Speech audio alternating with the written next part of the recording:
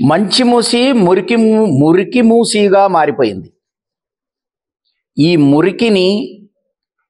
మురికి కొన్ని వందల కిలోమీటర్ల దూరం ప్రవహిస్తున్న ఏరియా అంతా కూడా భూములు పొల్యూట్ అయిపోతా ఉన్నాయి. జంతువులు తాగితే జంతువులకు కూడా ఆరోగ్యం దెబ్బతింటుంది. పంట వండితే కూడా ఆ పంటలో కూడా ఈ రసాయనాలు ఉండే ఛాన్స్ ఉంది. కనుక ఈ మూసీలని ప్రక్షాళన చేయాల్సిన అవసరం ఉంది అనేది ఆలోచన రావటము ఇది గొప్ప కార్యక్రమం. ఇది ఈ ప్రభుత్వమే కాకుండా గత ప్రభుత్వాలు కూడా ఆలోచించి వదిలేసింది. ఇప్పుడు ఈ ప్రభుత్వం దీన్ని సీరియస్గా తీసుకొని ఈ మురికిని తొలగించి మంచినీళ్లు ప్రవహించే మూసీగా మార్చాలి అనేది ప్రభుత్వ ఆలోచన. దీనికి అందరూ సహకరించవలసిందిగా నేను కోరుతున్నాను.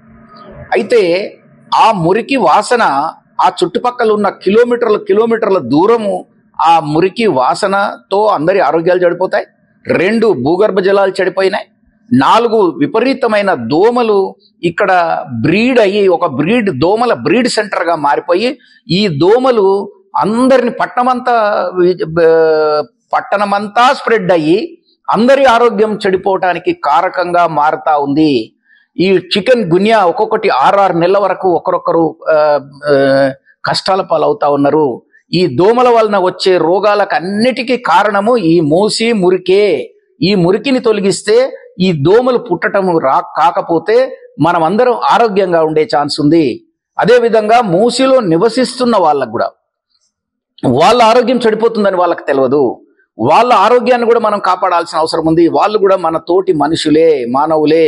వాళ్ళను కూడా మనం కాపాడాల్సిన అవసరం ఉంది.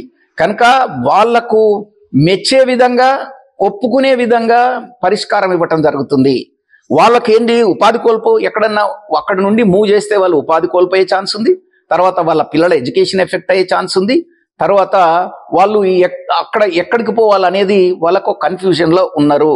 కనుక ప్రభుత్వ ఆలోచన మీ ఆలోచన ప్రకారం ప్రభుత్వం నడుచుకోవాలనుకుంటుంది.